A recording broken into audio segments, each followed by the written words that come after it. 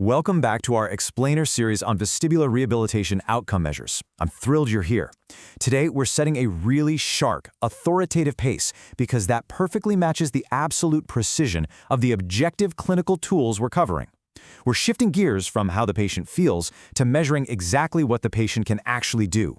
This is all about capturing clinical reality, and trust me, it's going to completely change how you structure your objective baselines. But right before we get started, this episode is based on the literature review, Outcome Measures in Vestibular Rehabilitation, Selecting, Interpreting, and Acting on Patient and Performance Tools, published by Australian Dizziness Clinics, available at australiandizzinessclinics.com. Okay, let's dive into this. Why do we relentlessly advocate for pairing patient-reported surveys with performance-based tools? Well, imagine a patient with a sky-high dizziness handicap inventory score, meaning they perceive a severe handicap. But when you run their functional gait assessment, they score perfectly normally.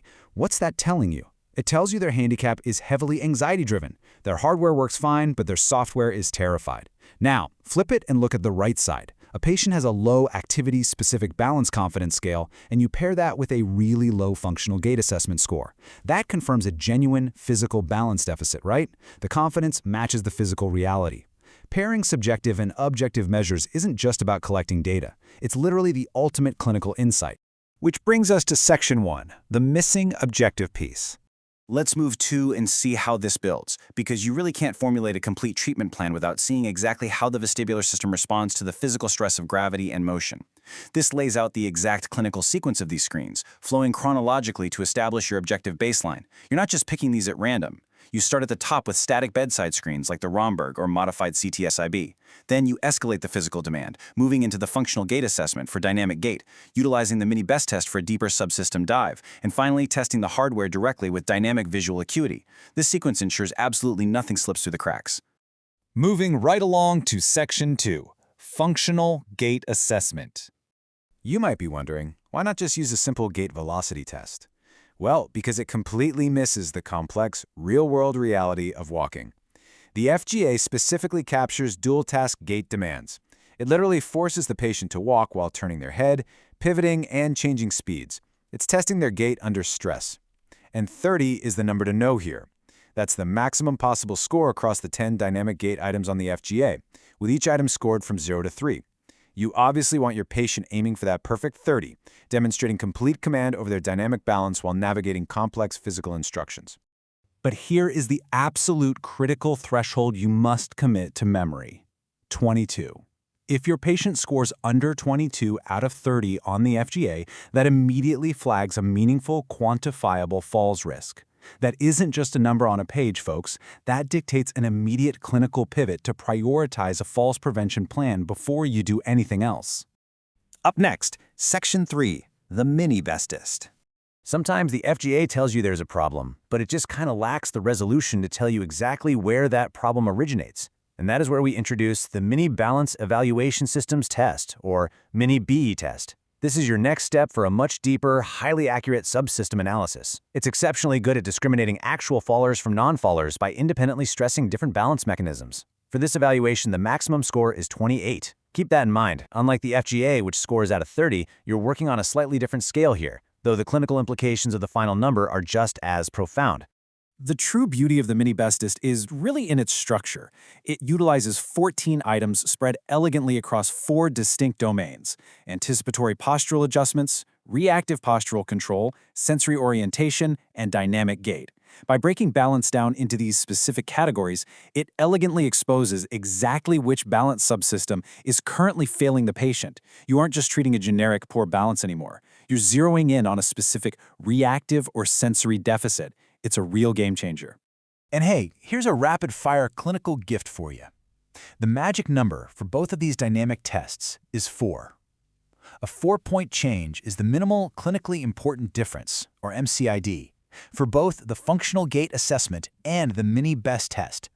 If your patient improves by 4 points on either scale upon retest, boom, you have achieved a statistically and clinically meaningful improvement in their real-world function. Now, what's really interesting about this slide is how it visually anchors those thresholds. The dark bars show typical baseline severity, but those bright green bars, those are your targets. 18 points for the DHI, 10% for the ABC, and right there in the middle, that incredibly consistent 4 points for both the FGA and the mini-BESTest.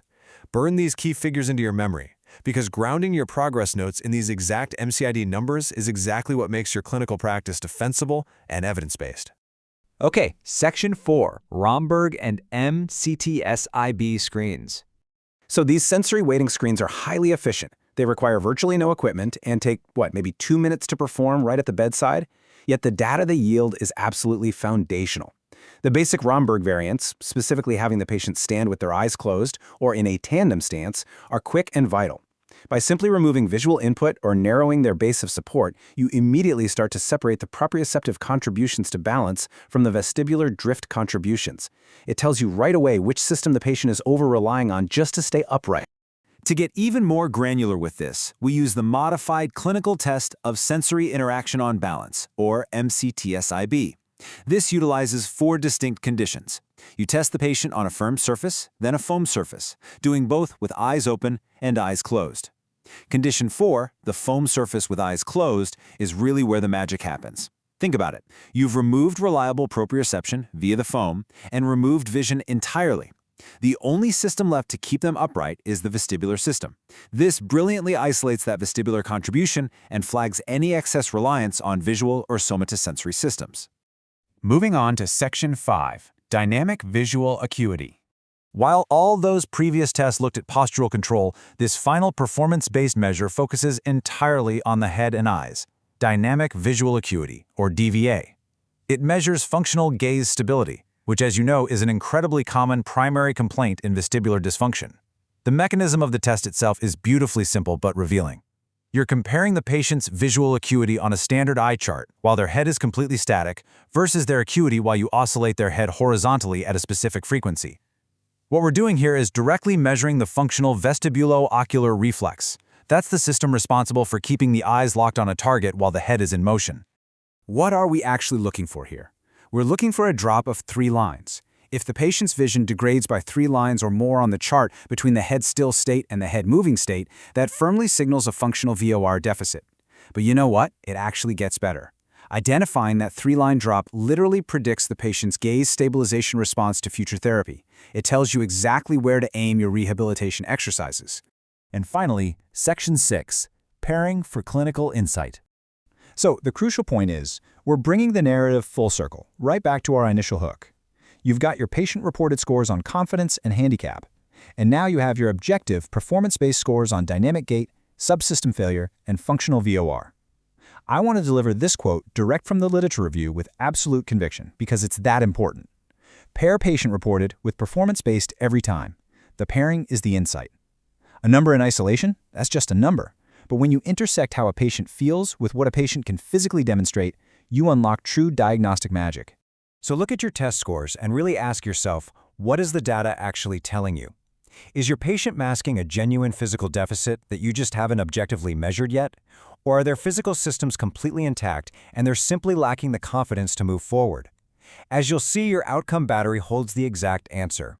In Video 4, we close the series with interpretation rules, progression decisions, and discharge criteria driven by the outcome battery. For additional resources, including the full literature review, the clinical cheat sheet, audio overviews, and the rest of this video series, visit AustralianDizzinessClinics.com. Please subscribe to the channel and leave a rating to support the series. Until then, keep asking yourself, what is your patient's data trying to tell you today?